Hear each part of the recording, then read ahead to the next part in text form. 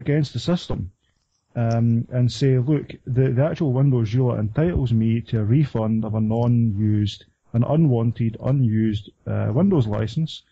We could pass you from pillar to post. They keep saying, oh, it's Microsoft. No, it's Microsoft. It's not Microsoft. It's Acer or whoever it is. No, it's not Acer. It's Curry's or whoever you bought it from. Oh no, go back to Microsoft. They keep giving you the runaround to put you off, and then eventually, and if you haven't been put off, they eventually make you jump through all of these hoops about sending your thing back, and having it inspected and all of that kind of stuff. And then they say, well, we'll make an exception just for you. You can never find out how much the actual Windows license is because that's hidden under an NDA. And then the only way they'll give you your actual, what you're legally entitled to is if you sign an NDA not to tell anyone about it. So everything is hidden under an NDA because they don't want to be the snowball that's at the top of the mountain that starts rolling down and causes an avalanche. Well, we'll have a quick look at some other very quick bits of news which might get a comment from either of you two, might not. Looking over at the register, we've got the first .xxx web addresses have gone live. So that's been reported over on the register. I don't know whether there's anything we can really make a comment about. .xxx is a bad idea. Yeah. It's a bad idea. The entire adult industry lobbied against it. But you know, I mean, this is one of these things that the sort of think of the children mob have tried to bring in several times, and it's been thwarted by logic several times, and they've finally gotten away with it. It's a seriously bad idea. It does not work. It will not work, and the adult industry do not like it.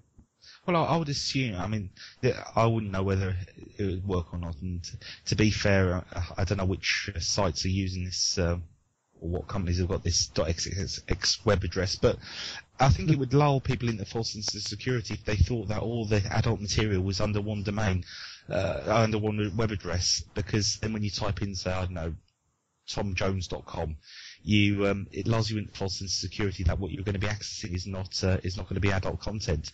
With the assumption yeah. I mean, I'll tell you something, I don't know if you've experienced this, Gordon or Roy, but it's funny how whenever you're on your own television, you've got your parents visiting, or in fact on the computer where your mum wants to go onto Google and she does a search, you can guarantee if your mother is sitting on the computer or sitting on the television and she's sitting next to the television with you and she's flicking through the channels or doing a search on Google, you can guarantee that in your presence they are always going to stumble across adult material, and there's always going to be a couple of moments of embarrassed silence as your mother tries to click on the screen to get it closed down, and you pretend not to notice, and everybody's looking in a different direction. And I think the .xxx domain would, like I said, make a false sense of security for people who really don't want that type of material appearing on their computer screen. You assume that Taxonomy will comply with the rules, that people will all of a sudden magically move over.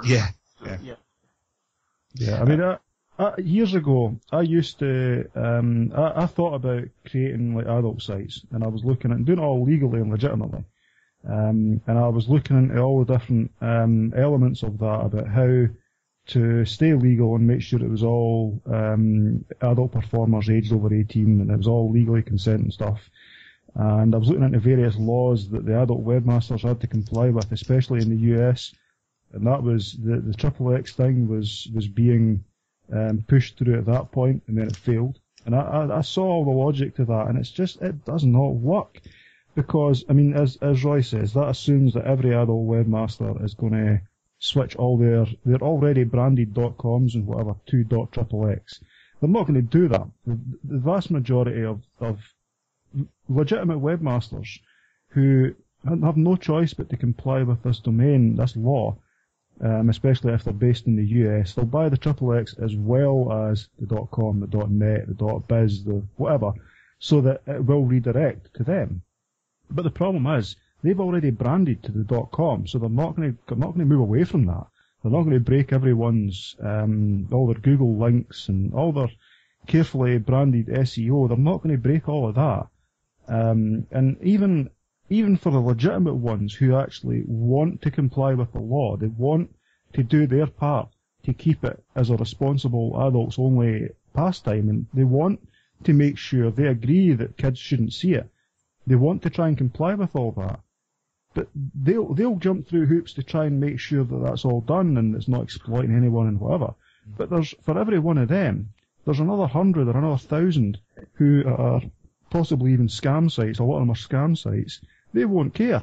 I mean, there's all sorts of legislation about not having any hardcore stuff on your landing screen, which is fine. You know, if you want this as an adult site, you want to enter, press here. I agree. If you don't, say here.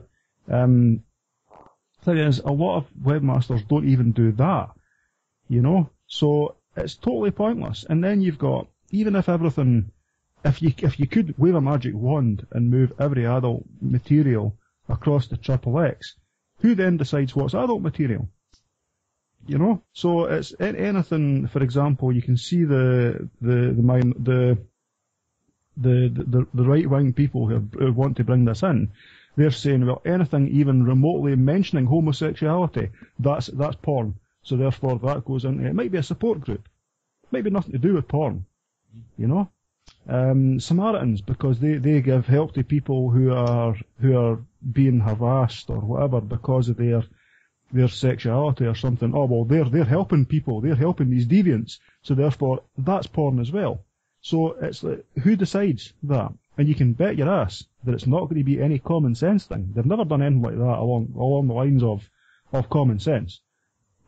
So yeah, it won't work. It absolutely won't work, and it just drives the price up, because if webmasters have got, let's say, 100 domains, 100 sites out there, they're going to have to buy 100 versions of the .com, 100 versions of the .net, 100 versions of the .org and whatever, and now they're going to have to add the XXX into that as well. And if they don't, they then face people who will buy that for them and try to fish for them. You know, it's just crazy, and it won't work. Well, moving off from that topic now, because I'm sure there are many people who listen to the show who take great delight with a pen and paper and noting down times and quoting things out of context. I think we've given them plenty of material there, Gordon. So that's going to keep me busy for the next couple of days. But we'll stick on the subject of the web for a minute, and this is another article from Torrent Freak, and it's to do with Firefox and the US government. Well, I think anybody who's been reading tech news over the last few weeks and months will have seen the news that the US government's been on a bit of a rampage, or the Department of Homeland Security has anyway, and been taking down websites which are alleged to infringe copyright in one shape or form.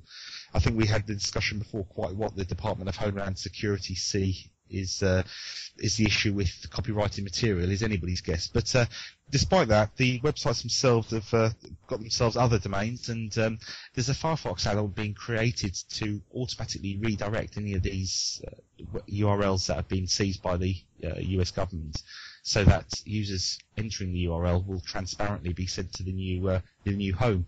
So that was reported on Torrent Free. I think it was very interesting. The name of the software I believe is MAFIA. And I think that's the Mafia Fire, yeah, MAFIA Fire, and it's the name of the add-on that Firefox supports to redirect users transparently. So that sort of caught my eye. It sort of links into a subject I think we covered before as well, with the suggestion, and I think this was in Europe this time, about the browsers having native code within themselves to automatically block certain sites. Instead of doing it ISP side, it's done locally through your browser. And just like this Firefox add-on proves, I think the governments and Europe hasn't grasped yet that there's open source browsers, and it'd be quite simple for anybody to remove aforementioned offending code, recompile, and produce a browser that wasn't susceptible to this blocking code. So there's those two bits of news. I don't know if Gordon or Roy, you've got any bit of input you want to stick in there about that? Yeah, no, I saw that about the plugin for Firefox, the add-on for Firefox. It was just, that's one of the reasons why I like Firefox. One of the reasons I don't like it is that just one in every 2 times, or maybe 1 in every 3 times I open Firefox 4, it decides, oh, you've got some CPU cycles, I'll have them. You have some RAM, you have RAM, you don't have very much, but what you do have, I'll have that. And it then takes me 5 minutes to try and close it down. Then once I close it, once I kill it, I'll try to open it a second time.